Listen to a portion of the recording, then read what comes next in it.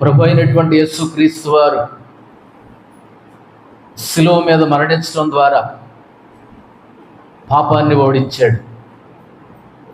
ప్రభు అయినటువంటి యేసుక్రీస్తు వారు శిలువ మీద మరణించడం ద్వారా దేన్ని ఓడించాడు? పాపాన్ని ఓడించాడు. ప్రభు అయినటువంటి యేసుక్రీస్తు వారు పునరుత్థానుడు అవ్వడం ద్వారా, ప్రభు అయినటువంటి యేసుక్రీస్తు వారు పునరుత్థానుడు అవ్వడం ద్వారా మరణాన్ని ఓడించాడు. ప్రభు అయినటువంటి యేసుక్రీస్తు వారు శిలువ మరణము ద్వారా పాపాన్ని ఓడించాడు. పునరుత్థానము ద్వారా మరణాన్ని ఓడించాడు. అత్యద్భుతం, అమోఘం. మరణం అందరినీ ఓడించింది. మరణం అందరినీ ఓడించింది. కానీ యేసు ప్రభువారు అందరినీ ఓడించిన మరణాన్ని ఓడించాడు. అర్థమైందా? మరణం అందరినీ ఓడిస్తుంది. భూమి మీద ఉన్న వాళ్ళందరినీ ఓడించేస్తుంది మరణం. చిన్నవారు మొదలుకొని పెద్దవాళ్ళ వరకు, దరిద్రులు మొదలుకొని పేదవాళ్ళు మొదలుకొని డబ్బున్నోళ్ళ వరకు ప్రతి ఒక్కరిని కూడా ఈ మరణం ఏం చేస్తుంది? ఓడిస్తుంది. కానీ అందరినీ ఓడించినటువంటి మరణాన్ని, అందరినీ ఓడగొట్టినటువంటి మరణాన్ని మన ప్రభు అయినటువంటి యేసుక్రీస్తు వారు పునరుత్థానము ద్వారా ఏం చేశాడు? ఓడించాడు. చివరి శత్రువు అయినటువంటి మరణాన్ని ప్రభు అయినటువంటి యేసుక్రీస్తు వారు ఓడించాడు. ఎలా ఓడించాడు? పునరుత్థానము ద్వారా ఓడించాడు. అందుకే నన్ను మన ప్రభు అయినటువంటి యేసుక్రీస్తు శిలువ ద్వారా, మన ప్రభు అయినటువంటి యేసుక్రీస్తు వారు శిలువ మరణము ద్వారా పాపాన్ని ఓడిస్తే, మన ప్రభు అయినటువంటి యేసుక్రీస్తు వారు తన పునరుత్థాన బలము ద్వారా మరణాన్ని ఓడించాడు. అది 1 కొరింథీయులకు రాసిన పత్రిక 15వ అధ్యాయం 26వ వచనములో ఆ మాట ఉంటుంది. ఆఖరి శత్రువు, చివరి శత్రువు మరణమే. ఆ మరణాన్ని మన ప్రభు అయినటువంటి యేసుక్రీస్తు వారు ఏం చేశాడంటే జయించి, ఓడించి, చితగ్గొట్టి, దాని కోరలు పీకి, దాని ముళ్ళును విరిచి ప్రభు అయినటువంటి యేసుక్రీస్తు వారు మృత్యుంజయుడిగా, ఈ రోజున పునరుత్థానుడిగా చరిత్రలో నిలిచిపోయాడు. మన గుండెల్లో నిలిచిపోయాడు, మన మనస్సులో నిలిచిపోయాడు. మరపురాని, మర్చిపోలేనటువంటి పునరుత్థాన బలమును మన ప్రభు అయినటువంటి యేసుక్రీస్తు వారు మనకు అనుగ్రహించేశారు. చాలామంది మరణించారు కానీ, చాలామంది గొప్పవాళ్ళు మరణించారు కానీ, చాలామంది పేరు ప్రఖ్యాతులు కలిగినటువంటి వాళ్ళు మరణించారు కానీ అక్కడే ఉన్నారండి. అక్కడే ఉన్నారు. వాళ్ళ ఎముకలు అక్కడే ఉన్నాయి. కానీ ప్రభు అయినటువంటి యేసుక్రీస్తు వారు పునరుత్థానుడైన తరువాత అక్కడ ఖాళీ సమాధి కనిపిస్తుంది. అక్కడ చుట్టి పెట్టబడి ఉన్నటువంటి రుమాలు కనిపిస్తుంది, వస్త్రాలు కనిపిస్తున్నాయి. దేవదూతలు సాక్ష్యం చెప్తున్నారు, పరిస్థితులు సాక్ష్యం చెప్తున్నాయి, ఖాళీ సమాధి సాక్ష్యం చెప్తుంది. ఏమని? ఆయన ఇక్కడ లేడు, ఆయన లేచాడు, ఆయన సజీవుడయ్యాడు, పునరుత్థానుడయ్యాడు, మృత్యుంజయుడయ్యాడు అని అన్ని సాక్ష్యాలు ఉన్నాయి. పునరుత్థానుడయ్యాడు. చాలామంది మరణించిన వాళ్ళు, డబ్బున్న వాళ్ళు మరణించిన వాళ్ళు, పేరున్న వాళ్ళు మరణించిన వాళ్ళు, ప్రఖ్యాతులు ఉన్న వాళ్ళు మరణించి వాళ్ళు ఎక్కడున్నారంటే సమాధిలోనే ఉన్నారు. కానీ నా యేసయ్య, మన ప్రభు అయినటువంటి యేసుక్రీస్తు వారు ఏం చేశాడు? మనల్ని ఆయన పునరుత్థానము ద్వారా మనల్ని ఏం చేశాడంటే ధైర్యపరిచాడు. ప్రభు అయినటువంటి యేసుక్రీస్తు వారి యొక్క పునరుత్థానం ద్వారా నిరాశ, నిస్పృహలు కొట్టివేయబడ్డాయి. అనేక హృదయాలు వెలిగించబడ్డాయి, కదిలించబడ్డాయి, రగిలించబడ్డాయి ఆయన పునరుత్థానం ద్వారా. ప్రభు అయినటువంటి యేసుక్రీస్తు వారు కలువరి శిలువలో మరణించి సమాధి చేయబడటం ద్వారా శిష్యులు కూడా భయపడ్డారు, శిష్యులు కూడా బాధపడ్డారు. ఇంకా ఏంటి మన పరిస్థితి? నెక్స్ట్ ఏంటి? తర్వాత మన యొక్క కర్తవ్యం ఏంటి? మనం ఏం చేయాలి? మన పరిస్థితి ఏంటి? మన గురువు గారు కలువరి శిలువలో మరణించి సమాధి చేయబడ్డాడు అని దుఃఖ ఛాయలు శిష్యులకు అలుముకున్నాయండి. ఆయన వెంబడించే వాళ్ళకు దుఃఖ ఛాయలు అలుముకున్నాయండి. బహు బాధపడుతున్నారండి. తలుపులు వేసుకుని బాధపడుతున్నారండి. ఏం చేయాలో అర్థం కాకుండా బాధపడుతున్నారండి. ఏంటి మన పరిస్థితి ఏంటి? మన విశ్వాసం ఏంటి? మన పద్ధతులు ఏంటి? మన పరిస్థితి ఏం కాదు. ఎన్నో అనుమానాలు, ఎన్నో అవమానాలు ఎదుర్కోవాల్సి వస్తుందేమో. ఎందుకోసమని? మన యేసు ప్రభువారు కలువరి శిలువలో మరణించి సమాధి చేయబడ్డాడు కదా. ఏంటి నెక్స్ట్ ఏంటి? మా దేవుడు గొప్పవాడని వెంబడించాం కదా, మా దేవుడు రక్షకుడని వెంబడించాం కదా, మా దేవుడు రాజులకు రాజు ప్రభువులకు ప్రభు అని వెంబడించాం కదా, మా దేవుడు సజీవుడు అని వెంబడించాం కదా, మా దేవుడు సర్వాధికారి అని వెంబడించాం కదా. అట్లాంటి వాడు ఈ రోజున ఎక్కడున్నాడు? సమాధిలో ఉన్నాడు కదా. శిలువ మీద చనిపోయి సమాధి చేయబడి సమాధిలో ఉన్నాడు కదా.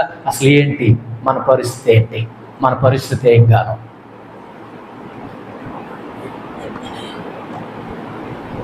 ఇలా 11 మంది శిష్యులు కూడా, ఆయన వెంబడించే వాళ్ళు కూడా, ఆయనను ఆరాధించే వాళ్ళు కూడా ఏమీ అర్థం కానటువంటి పరిస్థితుల్లో ఉన్నారండి. వాళ్ళు ఏమీ అర్థం కానటువంటి పరిస్థితుల్లో వాళ్ళు కొట్టుమిట్టాడుతున్నప్పుడు, నా ప్రభువు, మన రక్షకుడు, మన విమోచకుడు, రాజులకు రాజు, ప్రభువులకు ప్రభు, అందరినీ ఓడించినటువంటి మరణాన్ని, అందరినీ జయించినటువంటి మరణాన్ని, అందరినీ ఓడగొట్టినటువంటి మరణాన్ని ఓడిస్తూ జయిస్తూ దాని అంతు చూస్తూ ఆయన సమాధిలో నుండి బయటకు వచ్చాడు. అద్భుతం, అత్యద్భుతం. సమాధి దగ్గర రాయి ఏం చేయబడి ఉన్నదంట? పక్కకు దొర్లించబడి ఉంది. కారణం ఏంటి? ఆయన బయటికి రావడానికి కాదు, బయట ఉన్నవాళ్ళు లోపలికి వెళ్ళి చూడటానికి. కొన్నిసార్లు మనం అనుకుంటాం తెలివి తక్కువ వాళ్ళం కదా, మన తెలివి అంతంత మాత్రమే ఉంటుంది. ఆయన బయటికి రావడానికి రాయి పక్కకు దొర్లించారేమో అనుకుంటారు కొంతమంది. ఆయన బయటికి రావడానికి మూత పక్కకు దొర్లించలా. నీ ముద్ర పనిచేయదు, నీ మూత పనిచేయదు, అక్కడ నీ పోలీసులు పనిచేయదు, నీ ప్రభుత్వము పనిచేయదు, నీ గవర్నమెంట్ పనిచేయదు. అక్కడ మూతలు, ముద్రలు, షీల్డ్లు ఇవేమి పనిచేయవు. నువ్వు ఎంతమంది నన్ను పెట్టుకో, ఇవేమి పనిచేయవు. రాయి ఒక పెద్ద లెక్క, మూత ఒక పెద్ద లెక్క, నువ్వు ఒక పెద్ద లెక్క దేవుడికి. ఆ సమాధి పిండి పిండి చేయగలడు దేవుడు. ఆ మూతను పిండి పిండి చేయగలడు దేవుడు. ఆ తాళాలను పిండి పిండి చేయగలడు దేవుడు. ఆ మూతను పిండి పిండి చేయగలడు దేవుడు. కానీ ఆధారాలు అక్కడ ఉన్నాయి. ఆ మూత పక్కకు దొర్లించబడి ఉన్నది. యేసు ప్రభు రావడానికి అది అడ్డమని కాదండి. కొంతమంది వస్తారు, కాసేపటికి వస్తారు, ప్రియులు, మన ప్రియులు సమాధి దగ్గరకు వస్తారు. వాళ్ళు లోపలికి వెళ్ళి చూడడానికి అనుగుణంగా ఈ మూత, ఈ రాయి పక్కకు దొర్లించబడింది. నేను చెప్పదలుచుకున్న విషయం ఏంటంటే, ప్రియమైన దేవుని సంగమా, పునరుత్థానము అనేది లేకపోతే మన పరిస్థితి ఏంటి? మన విశ్వాసం ఏంటి? మన నిరీక్షణ ఏంటి? మన విశ్వాస జీవితం ఏంటి అని అనేకమైనటువంటి బాధలు అలుముకున్నటువంటి క్రైస్తవ సమాజానికి, తన ప్రియులకు, తనను వెంబడించే వాళ్ళకి దేవుడిచ్చిన సమాధానమే పునరుత్థానం. దేవుడిచ్చిన సమాధానమే పునరుత్థానం. ప్రభు అయినటువంటి యేసుక్రీస్తు వారి యొక్క పునరుత్థానము ద్వారా నిరాశలు పోయాయి, నిస్పృహలు కొట్టివేయబడ్డాయి, అనేక హృదయాలు వెలిగించబడ్డాయి, అనేక హృదయాలు కదిలించబడ్డాయి, అనేక హృదయాలు మండించబడ్డాయి, అనేక హృదయాలు బలపరచబడ్డాయి, అనేక ప్రాణాలు తెప్పదిల్లాయి. క్రైస్తవుడిగా ఈరోజు మనం తలెత్తుకున్న సమాజంలో ధైర్యంగా తలెత్తుకొని నిలబడుతున్నామంటే ఏం కారణమో తెలుసా? పునరుత్థానం. అందరూ పుట్టారు, యేసు ప్రభువారు పుట్టారు. అందరూ జీవించారు, యేసు ప్రభువారు జీవించారు. అందరూ చనిపోయారు, యేసు ప్రభువారు కూడా చనిపోయారు. ఎంత తేడా ఏం లేదు ఇక్కడ.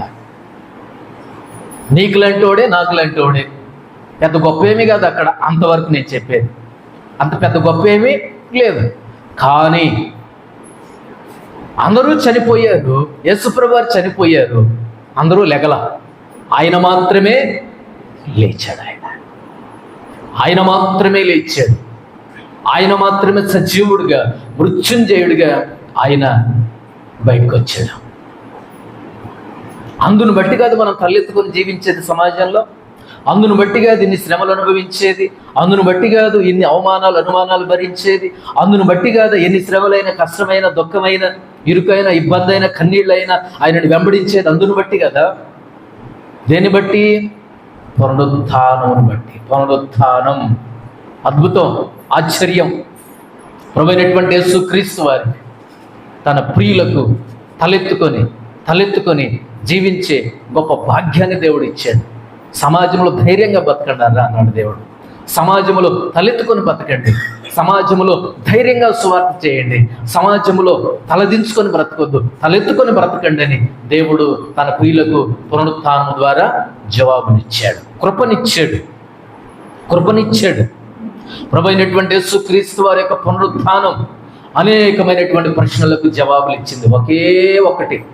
ఎన్ని ప్రశ్నలైనా ఉండొచ్చు గాక సమాజంలో మనుషుల దగ్గర, దాని అంతటికి ఒకే ఒక్క జవాబు పునరుత్థానం.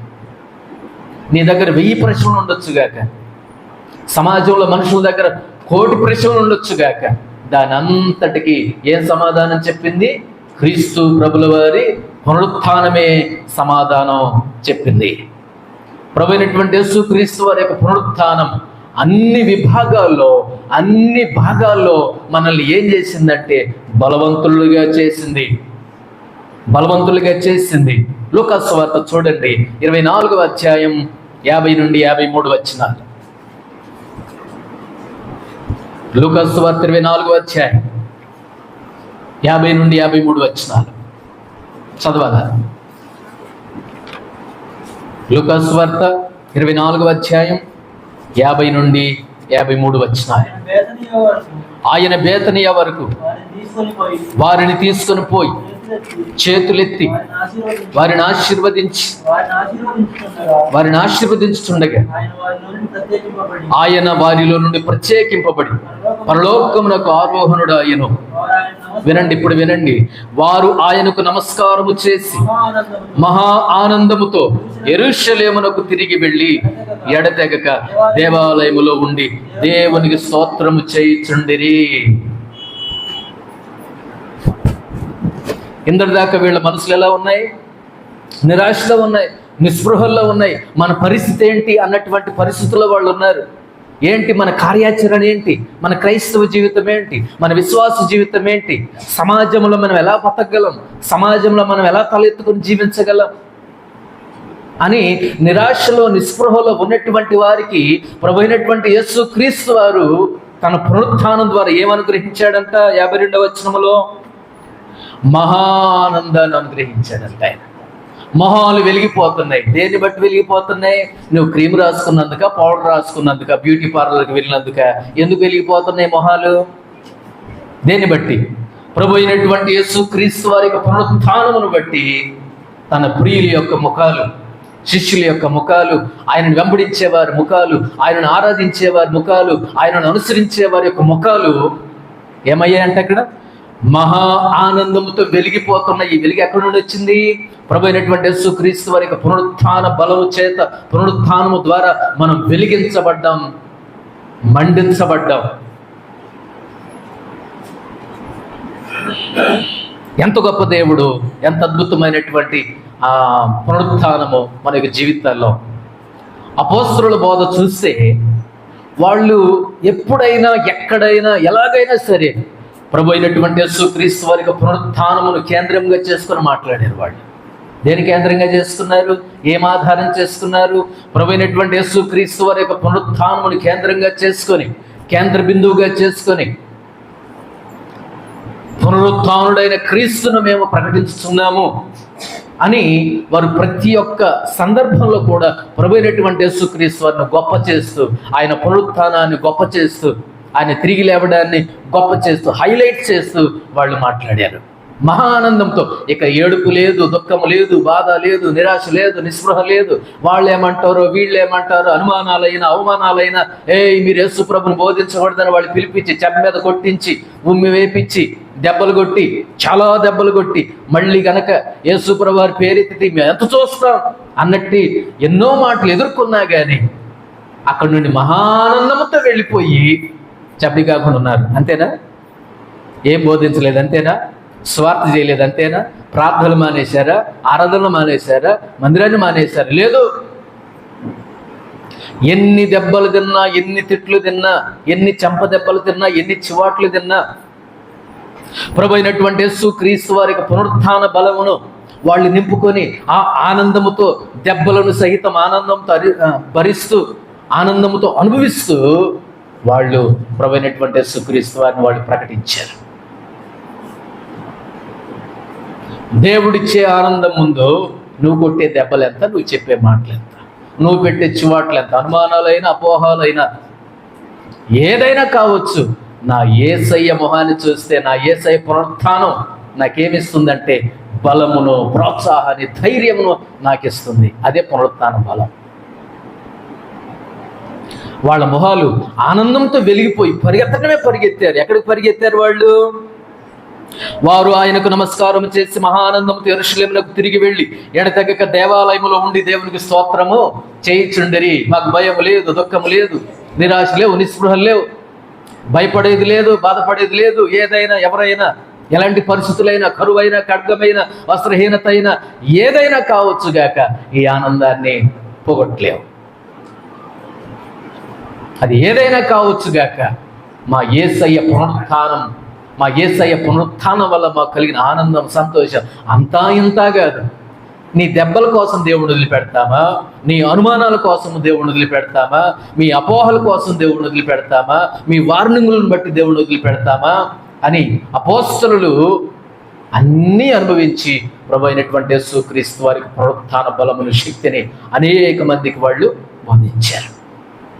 ఆ ధైర్యం, ఆ బలం, ఆ ప్రోత్సాహం ఎలా వచ్చే వాళ్ళకి? మొన్నటిదాకా తలుపేసుకుని ఉన్నారండి వాళ్ళు, నిన్నటిదాకా తలుపేసుకొని ఉన్నారండి వాళ్ళు, గళ్ళేసుకొని ఉన్నారండి, లోపల బాధపడుతూ ఉన్నారండి, భయపడుతూ ఉన్నారండి, నిరీక్షణ లేకుండా ఉన్నారండి, నిరాశలో ఉన్నారండి. ఒక్కసారి ప్రభు అయినటువంటి యేసుక్రీస్తు వారు ఎప్పుడైతే పునరుత్థానుడు అయ్యాడో పరిస్థితులన్నీ మారిపోయినాయి, ఆలోచనలన్నీ మారిపోయి పటాపంచలు అయిపోయినాయి. యేసు రక్తం ఎగిరి గంతేసి ఉంటారు వాళ్ళు. తలెత్తుకొని తిరుగుతున్నాడు అన్నాడు.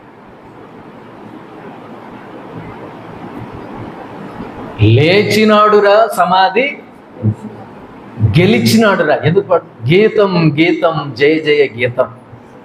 పునరుత్థానుడు నా యేసయ్య. ఎందుకు ఇంత ఆనందంగా పాడుకుంటాం, ధైర్యంగా పాడుకుంటాం? ఎవరు ఎన్నన్నా అనుమానించిన, అవమానించిన సిగ్గు లేకుండా, సిగ్గుపడకుండా ప్రభుని ఎందుకు వెంబడిస్తున్నాం? ఆయన పునరుత్థానం శక్తి, ఆయన పునరుత్థానపు శక్తి. పునరుత్థానం అనేది లేకపోతే స్వార్థ లేదు. పునరుత్థానం అనేది లేకపోతే మన విశ్వాసం వ్యర్థం. పునరుత్థానం అనేది లేకపోతే మనకు రక్షణ లేదు. పునరుత్థానం అనేది లేకపోతే మనకు నిరీక్షణ లేదు. పునరుత్థానం అనేది లేకపోతే మనం దౌర్భాగ్యులము, దుష్టులమైపోతాం, దౌర్భాగ్యులం అయిపోతాం, పాపులమైపోతాం, పాపులోనే చస్తాం. పునరుత్థానం అనేది లేకపోతే. పునరుత్థానం కలిగింది కాబట్టి మనకి ఎంత గొప్ప ఆధిక్యతను దేవుడు మనకు అనుగ్రహించాడు. ఈ సమయంలో నేను కొన్ని విషయాలను జ్ఞాపకం చేస్తాను. అపోస్తుడైనటువంటి పౌలు గారు కొరింథీయులకు రాసిన మొదటి పత్రిక 15వ అధ్యాయం. అపోస్తుడైనటువంటి పౌలు గారు కొరింథీయులకు రాసిన మొదటి పత్రిక 15వ అధ్యాయం. అందరూ తీయండి. మొదటి నుండి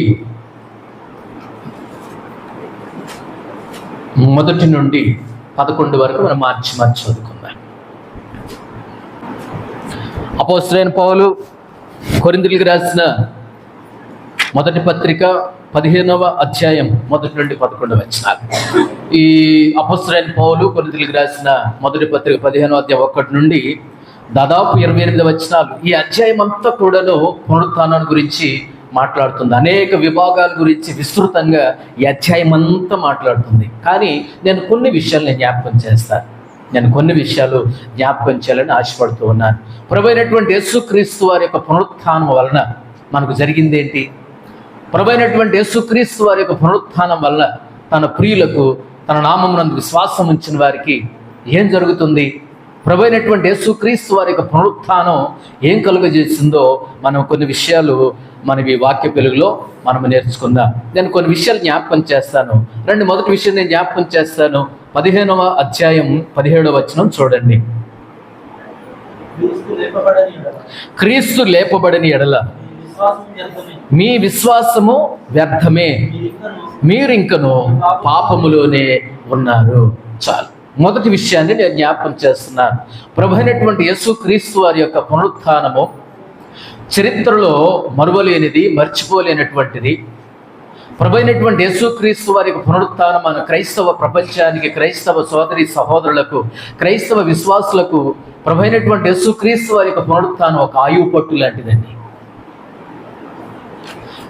క్రైస్తవ ప్రపంచానికి, దేవుని ప్రియులకు, ఆరాధికులకు, ఆయన వెంబడించే వాళ్ళకి, అనుసరించే వాళ్ళకి ప్రభు అయినటువంటి యేసుక్రీస్తు వారి యొక్క పునరుత్థానం ఎలాంటిదండి? ఒక ఆయువు పట్టు లాంటిది, ఆయువు లాంటిది, ప్రాణం లాంటిది, ఆక్సిజన్ లాంటిది పునరుత్థానం. ఆ పునరుత్థానం మనకేం కలుగజేస్తుందంటే 17వ వచనంలో ఏం చదివాము? క్రీస్తు లేపబడిన ఎడల మీ విశ్వాసము వ్యర్థమే.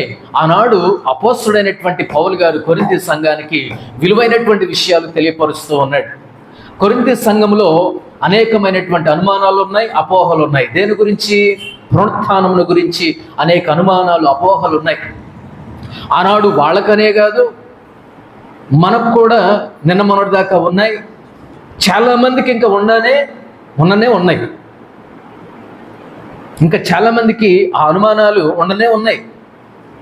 వాటన్నిటికీ కూడా అపోస్తలుడైనటువంటి పౌలు గారు చక్కటి జవాబులు ఆనాటి వారికి, ఈనాడు మనకు, తర్వాత వారికి, అందరికీ కూడాను అపోస్తలుడైన పౌలు గారు చక్కని సమాధానాలు ఈ 15వ అధ్యాయం ద్వారా తెలియపరుస్తూ ఉన్నాడు. ఇక మన విషయానికి వస్తే కనుక 17వ వచనంలో మొదటి విషయం నేను చెప్తున్నాను. మన విశ్వాసము అనేది పునరుత్థానం మీదనే ఆధారపడి ఉంది. మన విశ్వాసం దేని మీద ఆధారపడి ఉంది? నేను మొదటి విషయం చెప్తున్నాను. మన విశ్వాసానికి ఆధారము ప్రభు అయినటువంటి యేసుక్రీస్తు వారి యొక్క పునరుత్థానమే. మన విశ్వాసానికి ఆధారం ఏంటండి? పునరుత్థానమే. అదే అంటున్నాడు పౌలు గారు, క్రీస్తు లేపబడకపోతే మీ విశ్వాసం వ్యర్థం. మీరు ఎవరి యందు విశ్వాసం ఉంచుతారు? దేని యందు విశ్వాసం ఉంచుతారు? ఎవరి మీద విశ్వాసం ఉంచుతారు? ఎందుకు మీరు విశ్వాసం ఉంచారు? ఆయన తిరిగి లేచాడు కాబట్టి విశ్వాసం ఉంచారు. ఆయన తిరిగి లేపబడకపోతే అందరిలాంటి వాడే, అందరూ పుట్టారు, ఈయన పుట్టాడు, అందరూ జీవించారు, ఈయన జీవించాడు, అందరూ చనిపోయాడు, ఈయన చనిపోయాడు. పెద్ద గొప్ప ఏముంది ఇక్కడ? విశ్వాసం ఉంచడానికి ఏమి లేదు ఇక్కడ. ఆయన తిరిగి లేచాడు కాబట్టి, పునరుత్థానుడు అయ్యాడు కాబట్టి మనము ఆయన యందు ఏముంచాం? మనం విశ్వాసం ఉంచాం. అదే అంటున్నాడు 17వ వచనంలో, క్రీస్తు లేపబడకపోతే మీరు విశ్వాసం ఉంచవలసిన అవసరమే లేదు, మేము ప్రకటించవలసిన అవసరమే లేదు. క్రీస్తు లేపబడ్డాడు కాబట్టి దీని అంతటికి మేము సాక్షులము అని అన్నారు అపోస్తలుడు. దీని అంతటికి ఎవరు సాక్షులు? మేము సాక్షులము. స్త్రీలు సాక్షులు. సమాధి దగ్గరికి మొట్టమొదటికి వెళ్ళిన వాళ్ళు ఎవరమ్మా? వాళ్ళు స్త్రీలే. సిలువేసినప్పుడు స్త్రీలు ఉన్నారు, సమాధి చేయబడినప్పుడు స్త్రీలు ఉన్నారు, ఆయన పునరుత్థానమైనప్పుడు అద్భుతం చూశారా? ప్రతి విషయంలో ఎవరు ఉన్నారు? సిలువేసినప్పుడు స్త్రీలు ఉన్నారు, సమాధి చేయబడ్డప్పుడు స్త్రీలు ఉన్నారు, తర్వాత ఆయన పునరుత్థానమైనప్పుడు కూడా మొట్టమొదటిగా ఎవరున్నారు? స్త్రీలు ఉన్నారు. కానీ ఆ రోజుల్లో యోధా సాంప్రదాయ ప్రకారంగా వాళ్ళు బ్రతుకుతున్నటువంటి రోజుల్లో స్త్రీలకు అంత పెద్ద విలువ ఉండేది కాదు. దేన్ని బట్టి అంటే వీళ్ళ మాటలు నమ్మకూడదురా అనేవాళ్ళు. వీళ్ళు నిజం చెప్పినా కానీ అబద్ధం లాగానే అనుకునేవాళ్ళు. వీళ్ళు ఏదో నిజం చెప్పినా, వీళ్ళు నిజాలు మాట్లాడినా వీళ్ళు నమ్మే పని లేదు, వీళ్ళు చెప్పిన దాన్ని విశ్వసించే పని లేదు అనేటటువంటి భావన అప్పుడు అలా ఉండేది. మరి అదేంటో కానీ యేసు ప్రభు నేను తిరిగి లేచానమ్మా, నువ్వు వెళ్ళి వాళ్ళకి చెప్పు అన్నాడు. మళ్ళీ అదేంటో లోకం నమ్మట్లేదు, కానీ తను నమ్మినటువంటి స్త్రీలను దేవుడు నమ్ముతున్నాడు. పేతురు గారికి చెప్పుపో, వాళ్ళకి చెప్పు, సహోదరులకు చెప్పు అని ఎవరికి చెప్పి పంపించాడు? మళ్ళా స్త్రీలకి చెప్పి పంపించాడండి. మరి సమాజమేమో స్త్రీలు చెప్పింది నమ్మరు. మరి సరే యేసుప్రభు ఇట్లా చెప్పి పంపించాడన్నా, ఆయన లేచాడాక మరి మీతో చెప్పమన్నాడన్నా పేతురు అన్నా అని ఈమె వెళ్ళి చెప్పినా కానీ వాళ్ళు నమ్మట్లా. నమ్మకనేగా మళ్ళీ సమాజ దగ్గరికి పరిగెత్తుకుని వచ్చారు. నేను ఎందుకు ఈ మాట అంటున్నానంటే, మన విశ్వాసం పునరుత్థానం మీదనే ఆధారపడి ఉంది. మన విశ్వాసానికి ఆధారం ఏంటంటే క్రీస్తు ప్రభుల వారి యొక్క పునరుత్థానమే. ఆయన లేచాడు కాబట్టి మనం ఎంత చేస్తున్నాం, ఆయన లేచాడు కాబట్టి మనం విశ్వాసం ఉంచుతున్నాం, ఆయన లేచాడు కాబట్టి మనం నమ్మకం ఉంచుతున్నాం, ఆయన లేచాడు కాబట్టి మనం ఆయన అనుసరిస్తున్నాం. మన నమ్మకానికి, మన విశ్వాసానికి ఎవరండి ఆధారం? ప్రభు అయినటువంటి యేసుక్రీస్తు వారి యొక్క పునరుత్థానం. నేను నమ్ముతున్నాను, నేను నమ్ముతున్నాను. ఆయన నా కోసం మరణించాడు, నా కోసం సమాధి చేయబడ్డాడు, నా కోసం తిరిగి లేచాడు, పునరుత్థానుడు. కానీ నేను నమ్మాను, విశ్వాసం ఉంచాను. నేను దేవుని బిడ్డలారా, మన విశ్వాసానికి ఆధారం ప్రభు అయినటువంటి యేసుక్రీస్తు వారి యొక్క పునరుత్థానం. ఆ పునరుత్థానమే మనలో ఏం పుట్టించింది? విశ్వాసాన్ని పుట్టించింది, విశ్వాసాన్ని కలిగించింది, నమ్మికను కలిగించింది. ఎందుకోసమని? సమాధిలో లేడు, చుట్టబడినటువంటి వస్త్రాలు, రుమాలు మడతపెట్టి అక్కడ ఉన్నాయి. దేవదూతలు కూడా చెప్పారు, తాళాలు కూడా పగిలిపోయి ఉన్నాయి, మూత కూడా పక్కకి వెళ్ళిపోయింది. వీటన్నిటిని చూసినప్పుడు, ఆయన తిరిగి లేచినప్పుడు మనకేం కలుగుతుందండి? పునరుత్థానాన్ని బట్టి విశ్వాసం కలుగుతుందండి, విశ్వాసం కలుగుతుందండి. వినాలి, విశ్వాసం కలుగుతుంది, నమ్మిక కలుగుతుంది. ఈ రోజున మనల్ని ఏమని పిలుస్తారో తెలుసా? విశ్వాసులు అని అంటారు. ఏది నమ్మాం కాబట్టి విశ్వాసులం? ఎవరిని నమ్మాం కాబట్టి విశ్వాసులం?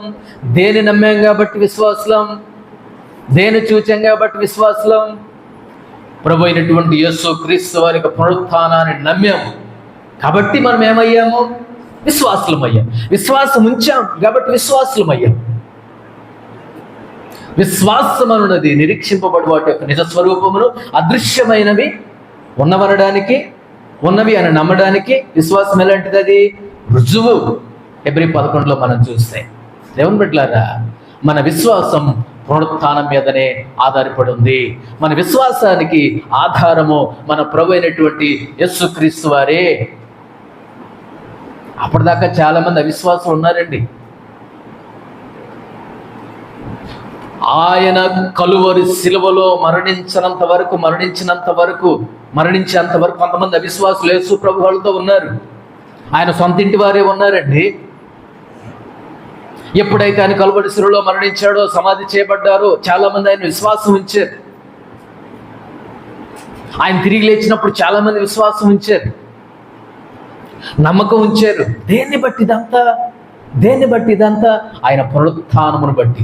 యేసు ప్రభువు వారు ఒక మాట అన్నాడండి, పునరుత్థానమును జీవమును నేనే, నా యందు ఏముంచువాడు?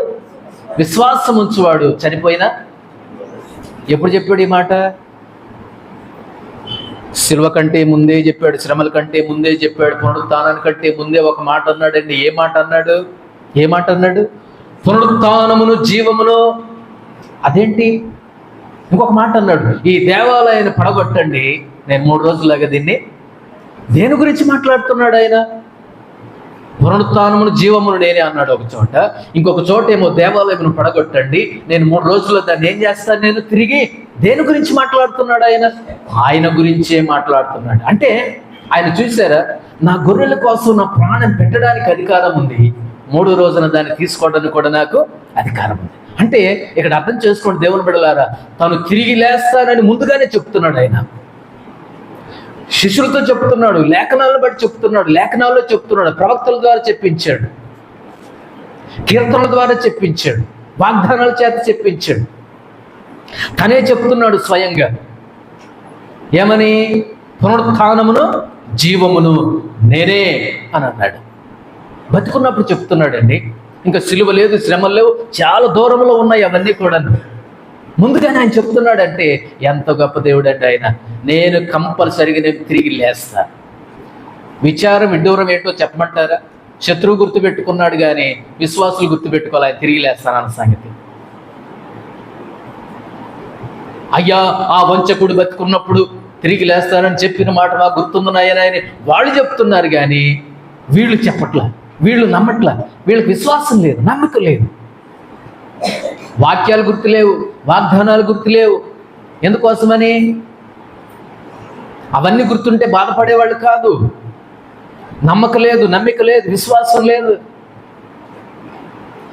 శత్రువేమో సైనికులేమో బయట వాళ్ళేమో అన్నీ గుర్తుపెట్టుకుంటే లోపల ఉన్న విశ్వాసులు అన్నీ మరచి బాధపడుతున్నారు. వాడు పునరుత్థానమును జీవమును నేనే, నా యందు విశ్వాసం ఉంచువాడు చనిపోయినా కానీ మరలా తిరిగి లేస్తాడు. ఎంత అద్భుతం అండి. అందుకే మొదటి విషయం నేను చెప్పాను, మన విశ్వాసానికి ఆధారం ఏంటి?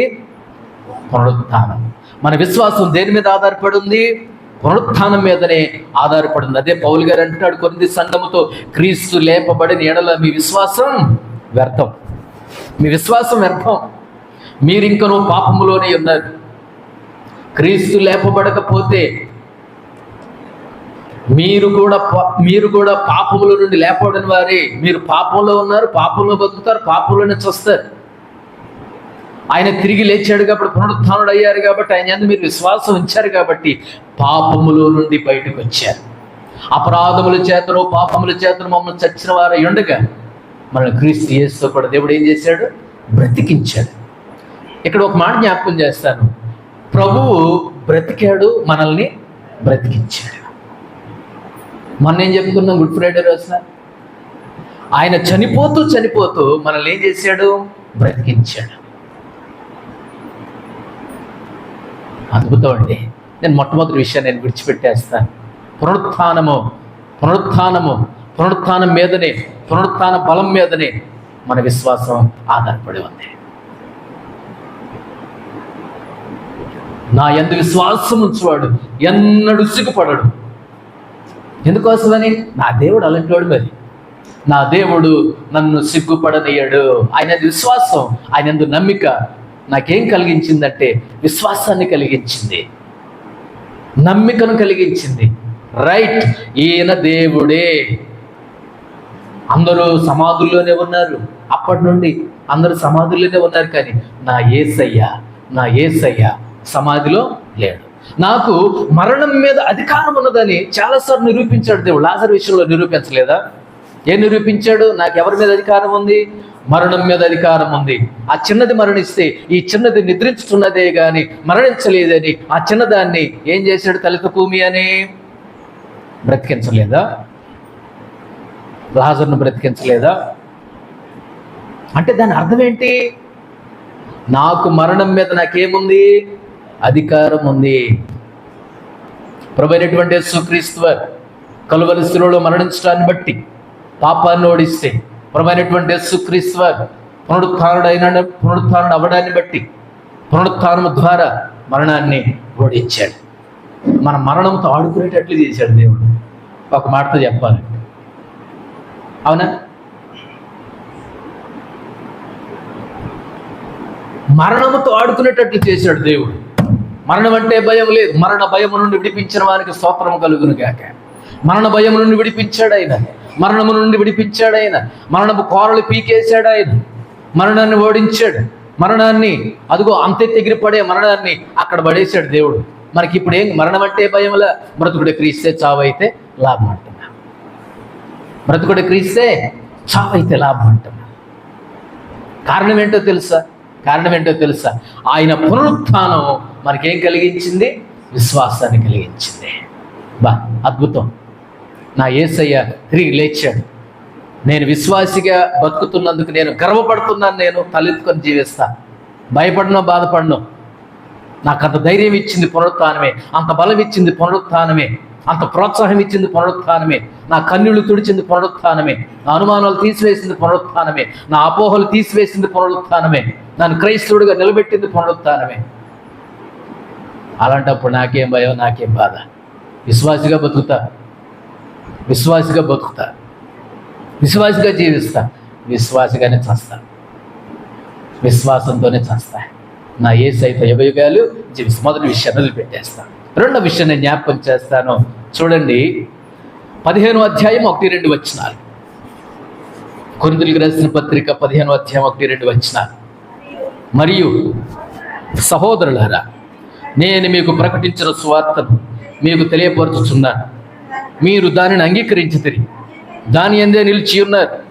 మీ విశ్వాసం వ్యర్థమైతేనే గాని నేను ఏ ఉపదేశ రూపంగా స్వార్థ మీకు ప్రకటించుతునో ఆ ఉపదేశమును మీరు గట్టిగా పట్టుకొని ఉన్న ఎడల ఆ స్వార్థ వలననే మీరు రక్షణ పొందువారయ్యుందురు. చాలు. మనకు ఈ పునరుత్థానం వల్ల మనకేం కలుగుతుందంటే, మన రక్షణ పునరుత్థానం మీదనే ఆధారపడి ఉంది. ఇందాక ఏమన్నా నేను, మన విశ్వాసము దేని మీద ఆధారపడి ఉంది? పునరుత్థానం మీద ఆధారపడి ఉంది. మన విశ్వాసం పునరుత్థానం మీదనే ఆధారపడి ఉంది. మన విశ్వాసానికి ఆధారము పునరుత్థానమే అని నేను చెప్పాను. రెండవదిగా మనం చదువుకున్నటువంటి వచన భాగంలో మన రక్షణ పునరుత్థానం మీదనే ఆధారపడి ఉంది. మన రక్షణకు ఆధారం ఏంటి? పునరుత్థానమే. మళ్ళీ వినుట వలన విశ్వాసం కలిగింది. ఏం విన్నాం? వినాలి. ఏం విన్నాం? మనం ఏం విన్నాం? సువార్త విన్నాం. సువార్త అంటే ఏంటి చెప్పండి? ఆయన జననం, ఆయన మరణం, ఆయన పునరుత్థానం. ఆయన జననం, ఆయన మరణం, ఆయన పునరుత్థానం. దీన్ని నమ్మాను కాబట్టి నాకేమొచ్చింది? ఇప్పుడు వినుట వలన విశ్వాసం కలిగింది. దాన్ని బట్టి నాకేమిచ్చాడు దేవుడు? రక్షణ ఇచ్చాడు. అదే పౌలు గారు అంటున్నాడు, ఆ స్వార్థ వలననే మీరు రక్షణ పొందువారయ్యారు. ఏం స్వార్థ? ఆయన జననం, ఆయన మరణం, ఆయన యొక్క సిలువ, ఆయన యొక్క పునరుత్థానాన్ని బట్టి మీరు విశ్వాసం ఉంచారు, నమ్మిక ఉంచారు. కాబట్టి దాన్ని బట్టి మీరు ఉంచినటువంటి విశ్వాసం, నమ్మకాన్ని బట్టి దేవుడు మీకేమిచ్చాడు? ఇప్పుడు రక్షణ ఇచ్చాడు. ఈ రక్షణ ఎలా వచ్చింది మీకు? పునరుత్థానాన్ని బట్టే వచ్చింది. అద్భుతం కదా? ఎన్నెన్ని లాభాలు ఉన్నాయండి, ఎన్నెన్ని దీవెనలు ఉన్నాయండి, ఎంతెంత ప్రోత్సాహం ఉందండి, ఎంతెంత బలం ఉందండి. వర్ణనాతీతం ఆయన పునరుత్థానం. ఏమంటున్నాను? మన రక్షణ పునరుత్థానం మీదనే ఆధారపడి ఉంది. మన రక్షణకు ఆధారం పునరుత్థానమే. ఆయన పునరుత్థానం లేకపోతే మనకు రక్షణ లేదు. ఆయన పునరుత్థానం లేకపోతే మనం పాపులమే. ఆయన పునరుత్థానం లేకపోతే పాపంలోనే ఉండేవాళ్ళం, పాపంలోనే మగ్గేవాళ్ళం, ఆ చీకట్లోనే ఉండేవాళ్ళం, కృంగిపోయి ఉండేవాళ్ళం, కుమిలిపోయి ఉండేవాళ్ళం. మనల్ని విడిపించే నాదుడెవరు? మనకి ఈ రక్షణ, ఎంత గొప్ప రక్షణ మనకు వచ్చిందంటే, ఎంత గొప్ప విలువైనటువంటి రక్షణ మనం పొందుకున్నామంటే కేవలం ఒకే ఒకటి, ప్రభు అయిన యేసు క్రీస్తు వారి యొక్క పునరుత్థానం. అయ్యా, నాకెంత మేలు చేసావు నాయనా. నువ్వు తిరిగి లేచి నా విశ్వాసాన్ని బలపరిచావు. నువ్వు తిరిగి లేచి నాకు గొప్ప రక్షణను ఇచ్చావు. అద్భుతం. నేను ఆయన పునరుత్థానాన్ని నమ్ముతున్నాను. విశ్వాస ప్రమాణంలో ఒక మాట, ఆయన జనన, మరణ, సిలువ, పునరుత్థానాన్ని నేను నమ్ముతున్నాను అనేటటువంటి ఒక మాట ఉంటుంది. రే వింటున్నారా? ఆయన సిలువ, మరణ, పునరుత్థానాన్ని నమ్ముతున్నారు అనే విశ్వాస ప్రమాణంలో ఒక మాట ఉంటుంది. దేవుని బిడ్డలారా, మనం ఇలా రక్షించబడ్డామంటే ఇంత గొప్ప రక్షణ మనం కలిగి ఉన్నామంటే క్రీస్తు యొక్క పునరుత్థానమే కారణం. ఏం కారణం కాదు, నీ గొప్పతనం కాదు, నా గొప్పతనం కాదు. మీరు కృపచేతనే మీరు రక్షించబడ్డారు. మన గొప్పతనం ఏం లేదు ఇక్కడ. నా గొప్పతనం లేదేమి ఇక్కడ. మీ గొప్పతనం లేదు ఇక్కడ. మన ఎవరి గొప్పతనం లేదు ఇక్కడ. ఆ గొప్పతనం అంతా, ఆ క్రెడిట్ అంతా, ఆ ఘనత అంతా మన ప్రభు అయినటువంటి యేసుక్రీస్తు వారి యొక్క పునరుత్థానానికే చెందును గాక. ఆయన పునరుత్థానమే మనకేం కలుగజేసిందంటే రక్షణను కలుగజేసింది. రక్షించబడుతున్నారంటే పునరుత్థాన కారణం. నీ విమోచించబడుతున్నావంటే పునరుత్థానమే కారణం. నువ్వు ఇలాగున రక్షించబడి దేవుని యొక్క సన్నిధిలో కూర్చుని ఆయన మాటలు వింటున్నావంటే పునరుత్థానమే కారణం. అది లేకపోతే నువ్వు ఎవరిని మనం ఎందుకు ఎక్కడ ఉండాలి? ఈ బైబిల్ ఎందుకు? ఈ పాటలు ఎందుకు? ఈ మైకులు ఎందుకు? నేను చెప్పటం ఎందుకు? ఇవన్నీ ఎందుకు? ఆయన లేచి ఉండకపోతే ఇవన్నీ ఎందుకు అంటున్నాను? ఇవన్నీ లేచి ఉండకపోతే మన పనులు ఎందుకు వదిలిపెట్టుకోవాలి? ఈ 2-3 రోజులు తిండి తిప్పలు లేకుండా ఎందుకు ఆయన సన్నిధిలో కూర్చోవాలి? ఎందుకండి ఇదంతా ఎందుకు? ఆయన లేచాడు కాబట్టే. మళ్ళీ భోజనం ఎందుకు? మళ్ళీ మధ్యాహ్నం ఇప్పుడు మళ్ళీ ప్రేమ విందులన్నీ ఎందుకు? తినటం దండగ కాకపోతే వేరే రకంగా ఆలోచించి ఆయన లేచి ఉండకపోతే అనేది నేను. ఆయన లేచి ఉండకపోతే ఈ ఖర్చు అంత ఎందుకు, ఈ మైకులు ఎందుకు, ఈ గోల ఎందుకు, ఈ పాటలు ఎందుకు, ఈ వాద్యాలు ఎందుకు, మీరు పనులు మానేసుకోవటం దేనికి, మీరు ఇక్కడ అడి తిరిగి ఇడి తిరిగి నొప్పి వచ్చినా బాధ వచ్చినా కూర్చోవటం దేనికి, ఎందుకు ఆయన పునరుత్థానుడు అయ్యాడు కాబట్టి ఆ పునరుత్థానం వల్ల నాకు రక్షణ వచ్చింది కాబట్టి. ఆయన లేచి ఉండకపోతే ఈ ఖర్చు అంత ఎందుకు, ఎవరెంత ఇస్తున్నారు, ఏమి ఇస్తారు, ఎందుకు రాసుకోవాలి, ఎందుకు లెక్కలు తీసుకోవాలి, ఏం తెచ్చుకోవాలి, ఇవన్నీ ఎందుకు దండగా, అవునా కదా? ఇవన్నీ ఎందుకు వస్తుంటాయి? ఆయన పునరుత్థానుడయ్యాడు కాబట్టి మనం రక్షించబడ్డాం. రక్షణలో ఆనందం, రక్షించబడిన ఆనందం, రక్షణ ఆనందం అండి ఇది. ఏం ఆనందం ఇది? రక్షణ ఆనందం.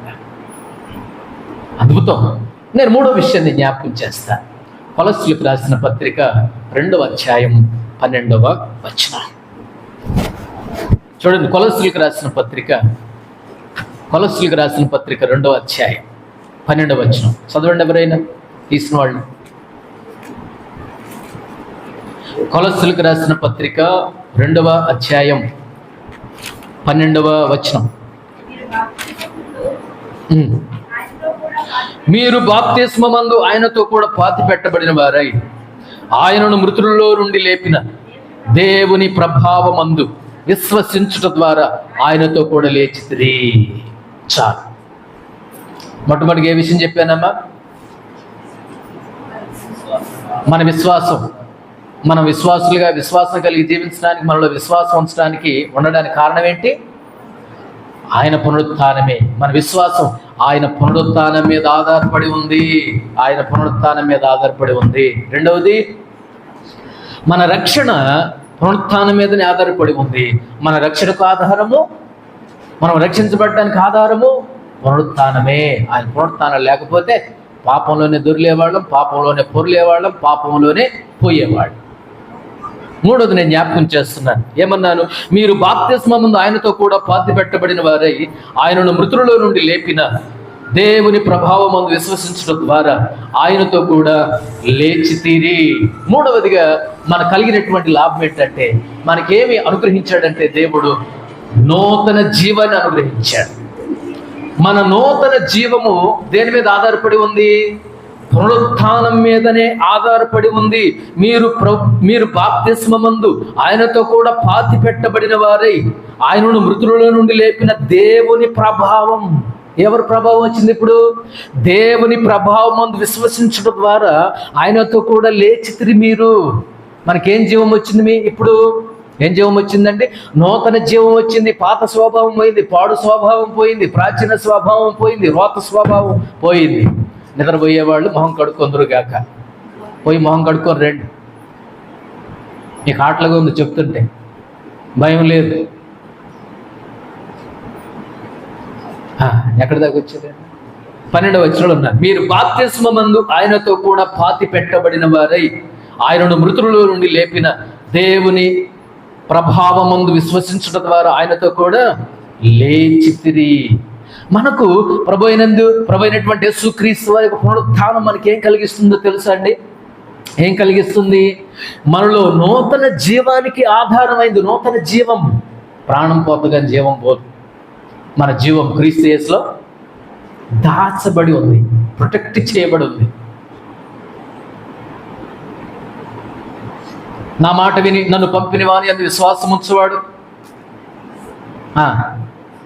వాడు మరణములో నుండి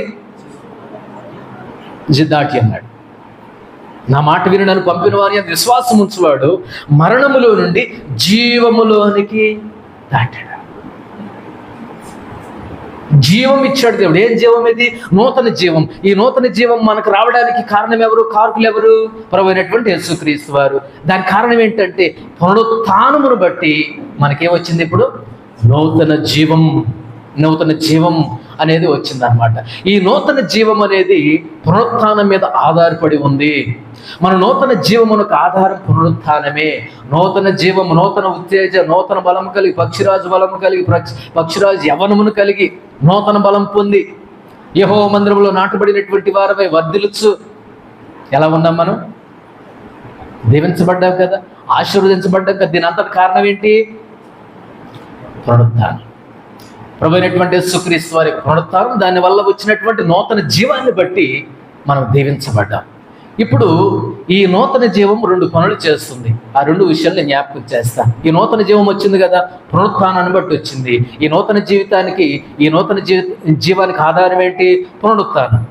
అయితే ఆ నూతన జీవం మనలో 2 పనులు చేస్తుంది. మొదటి పని ఏంటంటే మనలను క్రీస్తుతో ఐక్యం చేస్తుంది. ఈ నూతన జీవం ఎవరితో ఐక్యపడేటట్లు చేస్తుంది? యేసు ప్రభు వారితో ఐక్యతలోనికి నడిపిస్తుంది. యేసు ప్రభు వారి యొక్క సహవాసంలోనికి నడిపిస్తుంది.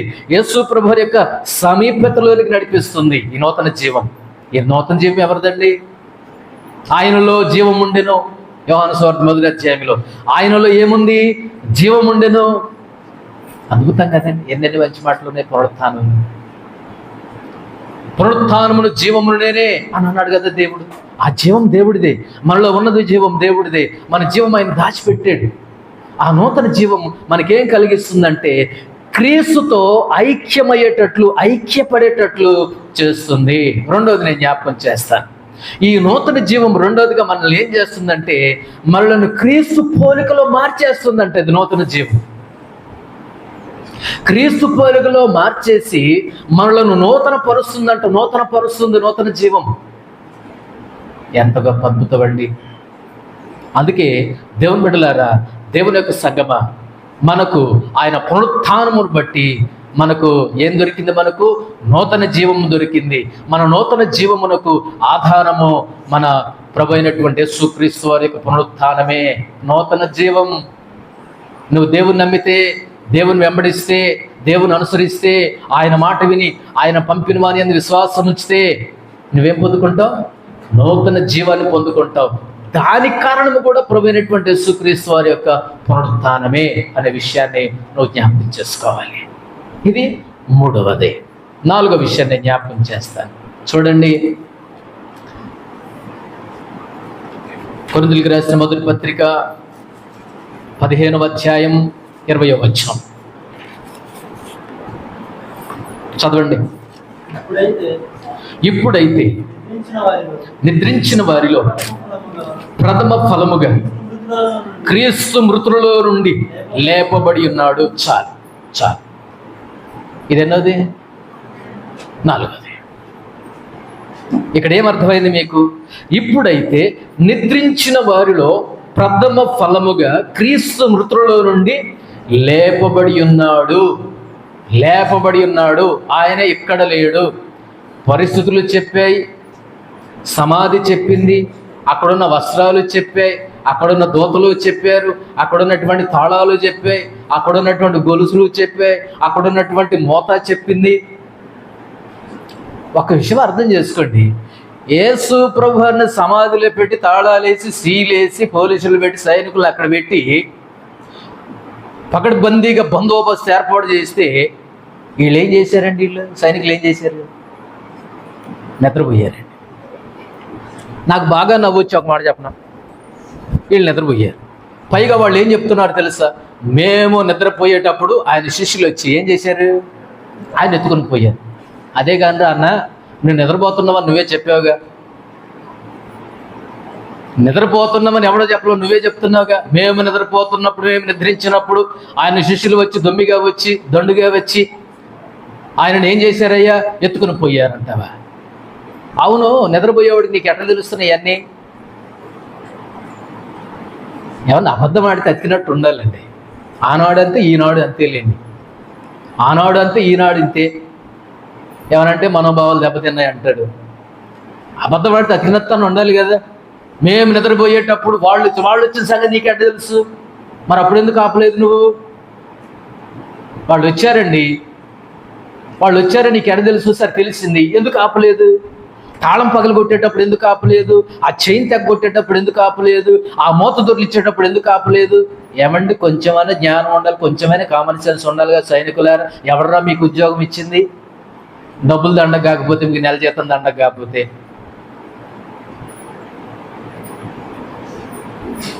మేము నిద్రపోయేటప్పుడు వచ్చి ఎత్తుకొని పోయారా? అది మొదటిది. రెండోది చెప్పమంటారా? అసలు ఇంత నిద్రపోతులు ఎవరండి పలుగు పెట్టుకుంది? ఎంత నిద్రపోతున్న పని. ఎవడని మీరు పిలుస్తారు? చేనుకు పిలుస్తారా? పని దొంగని చేనుకు పిలుస్తారా? పని చేయనోడిని చేనుకు పిలుస్తారా? అరే ఎవడినన్నా విలువ కానీ ఆవిడ మాత్రం వద్దు, ఆయన మాత్రం వద్దు. మాటలే కానీ మునుము పోదు ముందుకి. మాటలు చెప్పుకుని ఉంటాడు. ఆ మిరప చెట్టు కింద కూర్చొని ఉంటాడు, దాన్ని నీడ తీసుకుంటాడు, అక్కడే కాళ్ళు చెప్పుకొని కూర్చొని ఉంటాడు. ఈ మునుము పోదే ముందుకి. అసలు నేను పిలిచినోడు అనాలి, నిన్ను పనికి పెట్టుకుంటే నాకు నష్టం, నాకు నష్టం, నా డబ్బులు దండగా, నా టైం దండగా, రేపటి నుంచి నువ్వు రావద్దు పో అంట. అసలు ఇది ఇప్పుడే పో, నీకు మొత్తం కూలిస్తే కానీ ఇప్పుడే ఎట్టిపో అంట. కోపం మన ఒళ్ళు మండిపోతుంది. మరికి కేజీ 10 రూపాయలు మరి అక్కడ ఒళ్ళు మండిపోతుంది. కారం ఏవో కానీ మిరపకాయలు ఏవో కానీ మన ఒళ్ళు మండిపోతుంది ఇప్పుడు మనకి వీళ్ళందరూ వస్తే. ఇప్పుడు అసలు వీళ్ళకి ఎవరు ఉద్యోగం ఇచ్చింది? నిద్రపోతులకి. టీచర్ నిద్రపోయాడు, తిండిపోతాడు, ఉద్యోగం ఇచ్చి ఆ క్లాస్ రూమ్లో పెట్టుకుంటాడంటే ప్రిన్సిపల్ గారు అయినా నిద్రపోయాడికి ఉద్యోగం ఇస్తాడా? ఎవడు? మరి బార్డర్లో ఉండాలంటే మన ఇండియా బార్డర్ దగ్గర అక్కడక్కడ కాపులా కాయాలంటే నిద్రపోతాడికి మంచి ఉద్యోగం ఇస్తారా అక్కడ? ఎరా 10ంటికి లేచేవాడికి ఉద్యోగం ఇస్తారండి? 10ంటికి లేచేవాడికి ఉద్యోగం ఇస్తారా? ఒళ్ళు బయలుదేరేవాడు క్రైస్తవుడు అక్కడే, సరే అది వేరే విషయం లేదు. ఇప్పుడు ఆ బార్డర్ దగ్గర పనిచేసేవాడికి ఒక తుపాకీ ఇచ్చి ఈ ఎవడు కాలుతాడో మాకు తెలియదు వాడు. ఈ సైనికుల సంగతి ఎట్లుందండి? మేమే నిద్రపోయేటప్పుడు వచ్చారు, ఎట్లా వచ్చారు? నువ్వేనా చూడలేదు, మరి ఎందుకు ఆపలేదు? మరి ఎత్తుకొని పోయేటప్పుడు మీరు చోద్యం చూస్తున్నారు. నిద్రపోయేడికి అయినా ఇవన్నీ ఎక్కడ తెలుస్తున్నాయి అన్న మీకు? అప్పుడు కూడా లంచాలు ఇచ్చారంటాడు, తప్పుడు సాక్ష్యం చెప్పమని ఇప్పటిలాగానే అప్పుడు కూడా లంచాలు ఇచ్చారంటారే. అబ్బాయి ఎట్లా చెప్పాలా అన్నారు? నువ్వు ఎట్లన్నా చెప్పు, నువ్వెన్ని హెల్మెట్లని పెట్టుకో, నువ్వెన్ని మాస్కులని పెట్టుకో, దేవుడు చూస్తూనే ఉన్నాడు. దేవుడు చూస్తాడు. చూచుచున్న దేవుడవు పాడతాం కదా, చూచున్న దేవుడు ఆయన. ఏమన్నా ఇన్ని అబద్ధాలు ఆడతారు. ఒక్క మనిషిని ఆయనను బంధించి ఉంచడానికి తాళం వేస్తే, మూత వేస్తే, ముద్ర వేస్తేవి, గుమ్మం ముందు మోహరిస్తేవి, గుమ్మం ముందు మోకరిస్తేవి, గుమ్మం ముందు మోహరింపజేస్తేవి పోలీసులను. ఎవరైనా ఆపారా? ఎవరైనా ఆపగలిగారా? నువ్వు కాదు, నీ మూతలు కాదు, నీ ముద్ర కాదు, నీ తాళాలు కాదు, నీ చైర్లు కాదు, బెటాలియన్ దిగిన నా యేసు ప్రభువారి యొక్క పునరుత్థానాన్ని ఎవడు ఆపలేడు. అంతే. అది కదా మన ధైర్యం, అది కదా మన ధైర్యం.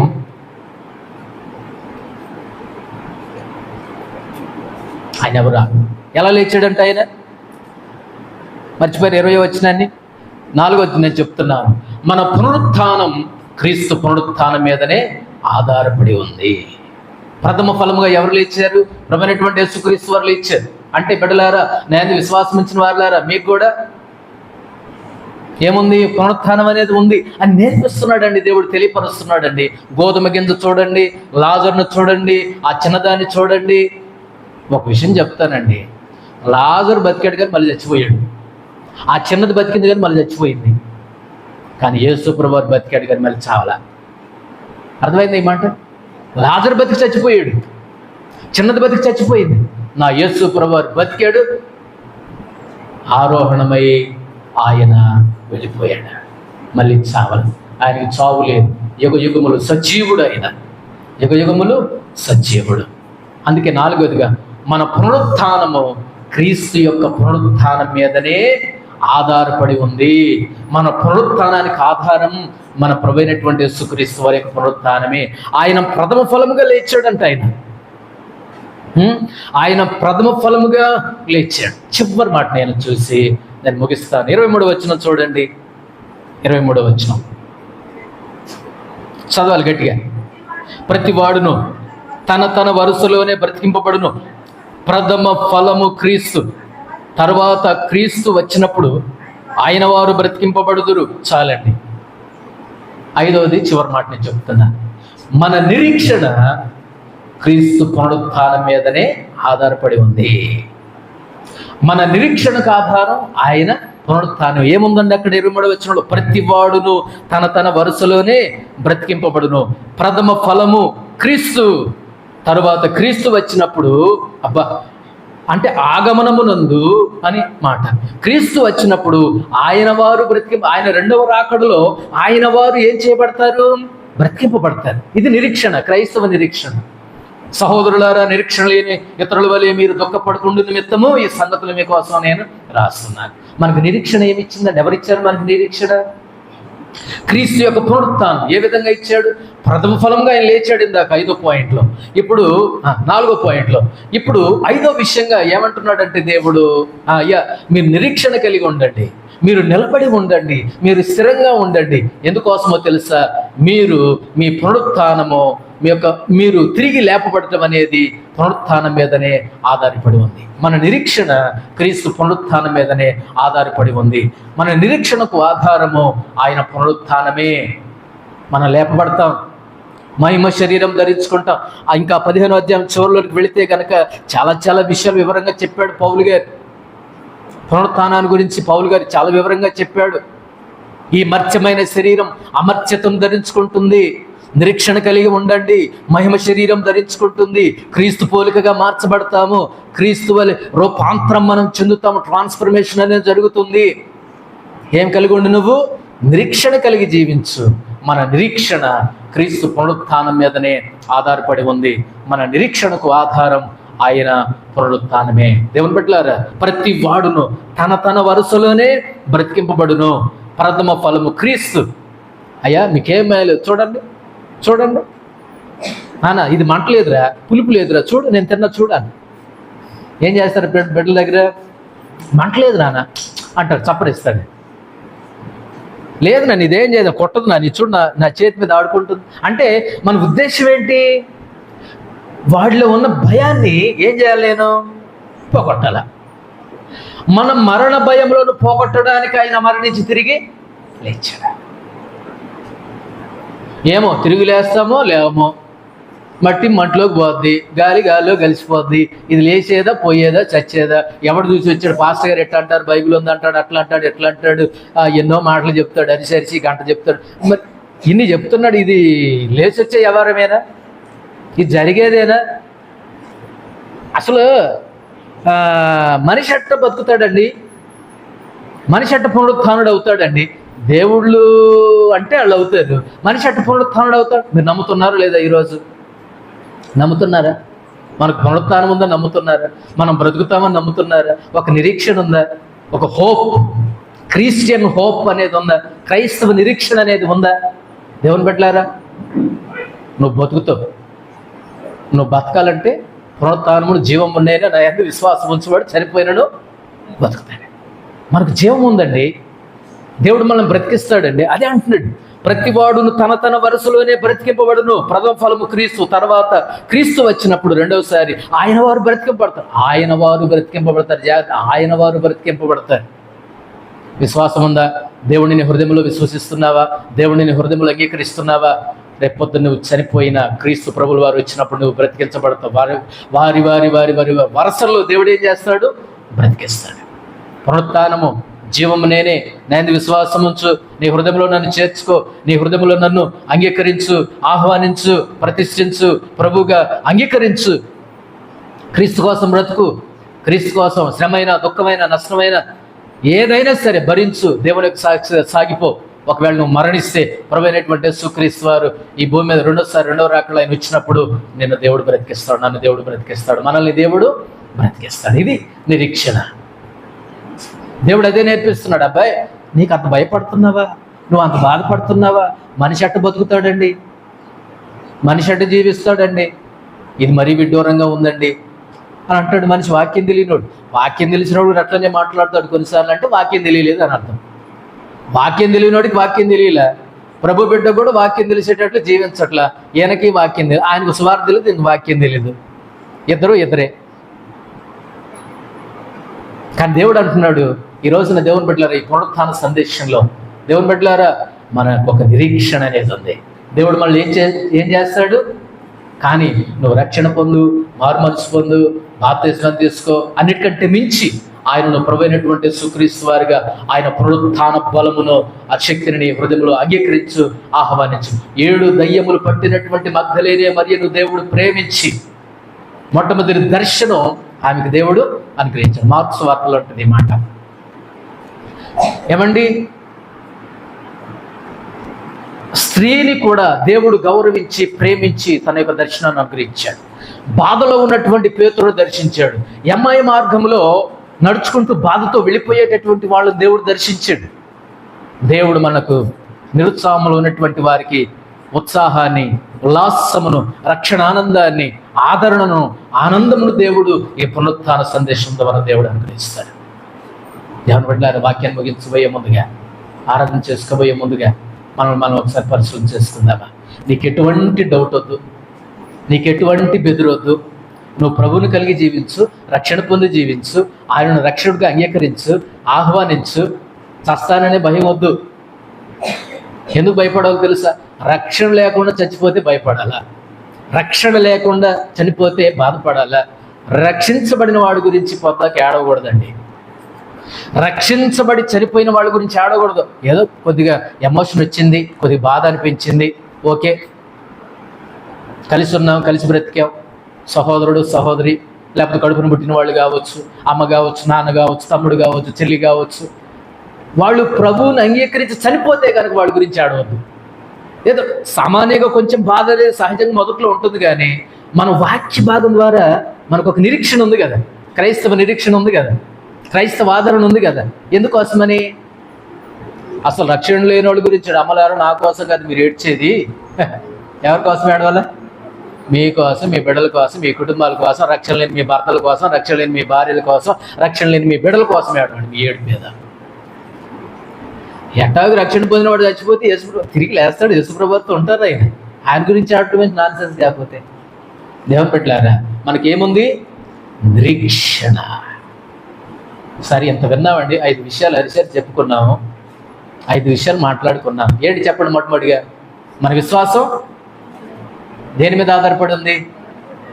పునరుత్థానం మీద ఆధారపడి ఉంది. మన విశ్వాసానికి ఆధారం పునరుత్థానం. 2, మన రక్షణ క్రీస్తు ప్రభుల పునరుత్థానం మీదనే ఆధారపడి ఉంది. మన రక్షణకు ఆధారం పునరుత్థానమే. 3వది నూతన జీవం.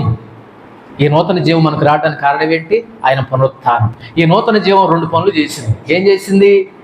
మనల్ని క్రీస్తులో ఐక్యపడేటట్లు చేసింది. రెండోది ఏంటంటే క్రీస్తు యొక్క పోలికలో మారుస్తుంది, రూపాంతరము చెందేటట్లు చేస్తుంది నూతన జీవం. 4వది ఏంటి? మన పునరుత్థానం క్రీస్తు పునరుత్థానం మీదనే ఆధారపడి ఉంది. మన పునరుత్థానానికి ఆధారం మన ప్రభు అయినటువంటి యేసుక్రీస్తు వారి యొక్క పునరుత్థానమే. ఆయన ప్రథమ ఫలముగా లేచాడు. ఇది అబ్బాయి, నా మాట వినండి, వింటం కాదు, చూడండి, నేను చంపబడ్డాను, సమాధి చేయబడ్డాను, 3వ దినం తిరిగి లేచాను. ఏ ఫలముగా? ప్రథమ ఫలముగా లేచాను. మీరు కూడా రేపు లేస్తాడు. 5వది ఏమనుకున్నా? మన నిరీక్షణ క్రీస్తు పునరుత్థానం మీదనే ఆధారపడి ఉంది. ఒకే ఏడుపు నేను. రక్షణ లేకపోతే ఏడు. రక్షణ లేని భర్త కోసం ఏడు, రక్షణ లేని భార్య కోసం ఏడు, రక్షణ లేని బిడ్డల కోసం ఏడు, రక్షణ పొందడానికి ఏడు, రక్షణ కోసం ప్రయాసపడు, రక్షణ కోసం ప్రాకులాడు, రక్షణ కోసం పాపాన్ని ఒప్పుకో, నీ పాప జీవితాన్ని ఒప్పుకో, నీ పాడు జీవితాన్ని ఒప్పుకో, నీ ప్రాచీన జీవితాన్ని ఒప్పుకో, నీ రోత జీవితాన్ని ఒప్పుకో. యేసుప్రభువు వారి సన్నిధిలో కడుగుబడు, శుద్ధి చేయబడు. ఆ నూతన ఆ పునరుత్థానం శక్తిని హృదయంలోకి అంగీకరించు, ఆహ్వానించు. దేవుడు నీ నిరాశనైన దుఃఖాన్ని దేవుడు తీసివేస్తాడు. పునరుత్థానం బలమును, పునరుత్థానుడైనటువంటి ప్రభు అయినటువంటి యేసుక్రీస్తు వారిని నీ హృదయంలో చేర్చుకో. దేవుడు నీకు నిరీక్షణ ఇస్తాడు. అప్పుడు చావు అంటే భయం ఉండదు, దుఃఖం అంటే భయం ఉండదు, మరణం అంటే భయం ఉండదు, సమాధి అంటే భయం ఉండదు. నా యేసు ప్రభు ప్రథమ ఫలంగా లేచాడు, ఆయన వచ్చినప్పుడు నేను కూడా. ఇది క్రైస్తవుని. సరే, మనం ఏం చేద్దాం ఇప్పుడు? ఒక్క రిఫరెన్స్ చూపిస్తాను నేను. ఒక్క రిఫరెన్స్ చూసి మనం ప్రార్థన చేసుకుందాం. మన కర్తవ్యం ఏంటి? మనం ఏం చేయాలి? మన పని ఏంటి? మన బాధ్యత ఏంటి? నెక్స్ట్ మనం ఏం చేయాలి? మత్తయి సువార్త 28వ అధ్యాయం. మత్తయి సువార్త 28వ అధ్యాయం. మత్తయి సువార్త 28వ అధ్యాయం 18, 19, 20 వచనాలు. పరలోకమందును భూమి మీదను నాకు సర్వాధికారం ఇవ్వబడి ఉన్నది, కాబట్టి మీరు వెళ్ళి. ఏమన్నాడండి? ఇప్పుడు ఒక బాధ్యత పెడుతున్నాడు మనకి దేవుడు, ఒక పని అప్పగిస్తున్నాడు దేవుడు, ఒక కర్తవ్యాన్ని అప్పగిస్తున్నాడు దేవుడు. ఎంత చూశారు కదా. ఆ 40 రోజులు కాదు మీరు చేయాల్సింది, ఏ 40 రోజులు చేయండి మీరు. ఆ 40 అంటే అర్థమైందా? దేవుని పిల్లలు కూడా 40 రోజులు ఉంటున్నారు కదా ఈ మధ్య. దానికంటే కూడా యేసు ప్రభువు తిరిగి లేచి ఎన్ని రోజులు కనపడ్డాడు భూమి మీద? ఎన్ని రోజులు ఉన్నాడు తెలుసా? 40 రోజులు ఉన్నాడు. అపోస్తలు కనిపించాడు. మన మొదట్లో కొరింథీయుల పత్రికలో 15:1-2-3 వచనాలు మనం చదువుకున్నాం కదా. 500 మంది కంటే ఎక్కువ మంది సహోదరులకు ఒకసారి కనిపించాడు. కొంతమంది కనపడ్డాడు. ఆ కాలం మందు పుట్టిన నాకు దేవుడు దమస్కు మార్గంలో ఏమయ్యాడు? నాకు ప్రత్యక్షమయ్యాడు. ఇప్పుడు ఆ 40 వదిలేసినా పర్వాలో చేయకపోయినా తప్పు లేదు. కానీ యేసు ప్రభు వారు ఈ 40 రోజులు నీకు కనపడ్డాడు చూడు, నీకు బాధ్యత చెప్పాడు చూడు, పని పెట్టాడు చూడు, అది చెయ్యి, అది ఆచరించు. అవునా కదా? ఏ 40 బాగున్నాయి?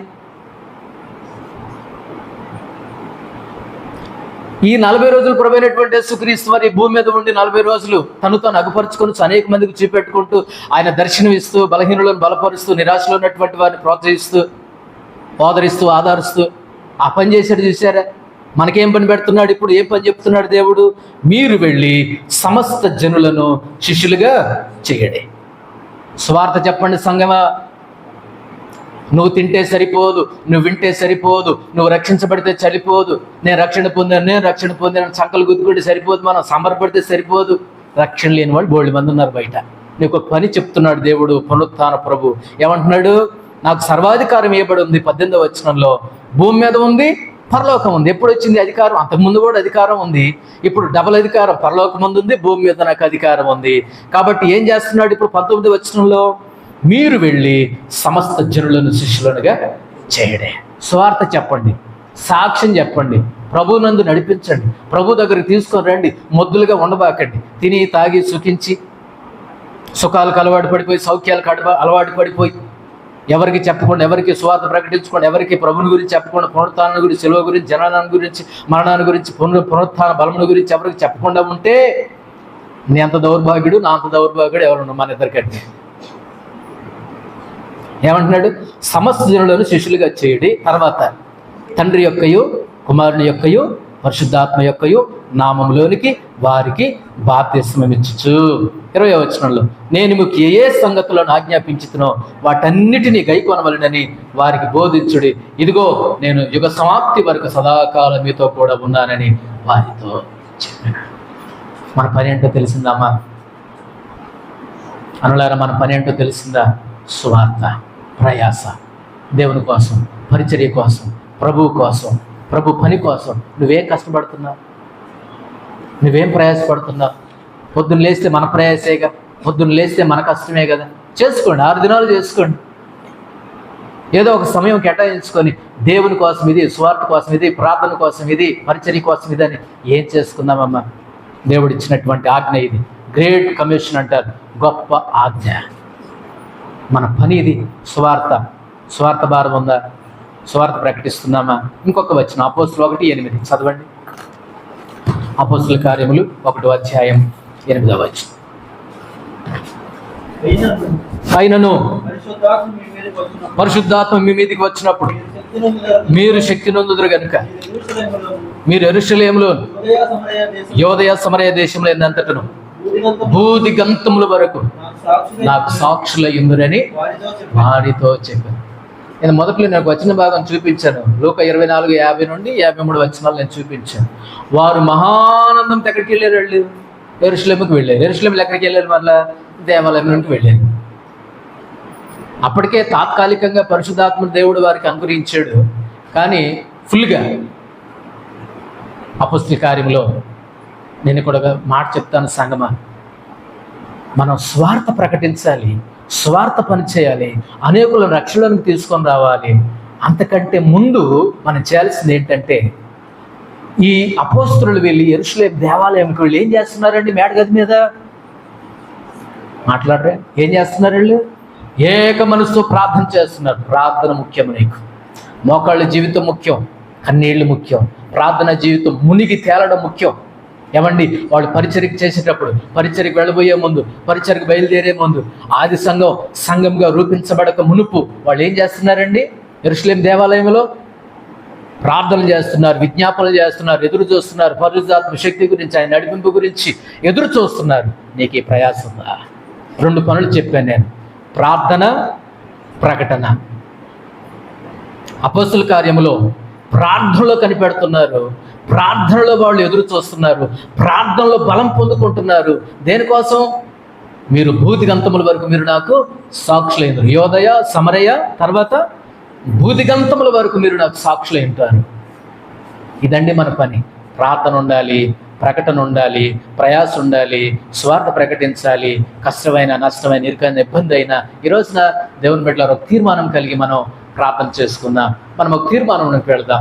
దేవా, నిజమే, నేను సమర్పడుతున్నాను, భోజనం చేసుకొని తింటున్నాను, సుఖపడుతున్నాను, సౌఖ్యంగా ఉన్నాను, చాలా రక్షించబడ్డాను, నూతన జీవం వచ్చేసింది, నాయన విశ్వాసం వచ్చేసింది, రక్షణ వచ్చేసింది, పునరుత్థానం వచ్చేసింది, నిరీక్షణ వచ్చేసింది అని సమర్పడిపోతున్నావేమో. కానీ దేవుడు మనకు ఒక పని అప్పగించాడు. ప్రార్థన చేయి, మోకాళ్ళ మీద ఉండు, ప్రార్థనలో బలం పొందుకో, తర్వాత స్వార్థ పని చేయి. స్వార్థ పనిలో ముందుకు వెళ్ళు. స్వార్థ పనిలో అలసిపోక, సొలసిపోక, ప్రయాసపడు. ప్రభువునందు మీ ప్రయాస వ్యర్థము కాదని ఎరిగి ప్రభువునందు స్థిరులను కదలని వారుగా మీరు ఉండండి. కాబట్టి అట్టి తీర్మానం కలిగి జీవిద్దామా? దేవుని బిడ్డలారా, ఈ పునరుత్థానం సందేశము ద్వారా మనకు ఒక ప్రోత్సాహం, మనకు ఒక పని ఉంది అని మీరు ఎప్పుడు మర్చిపోవద్దు. పని కలిగి జీవిద్దాం, పనికి చేస్తూ జీవిద్దాం, దేవుని పనిలో ముందుకెళ్దాం, దేవుని పని కలిగి ముందుకు జీవిస్తూ ముందుకు నడుద్దాం, దేవుని మహిమార్థమై ముందుకు సాగుదాం.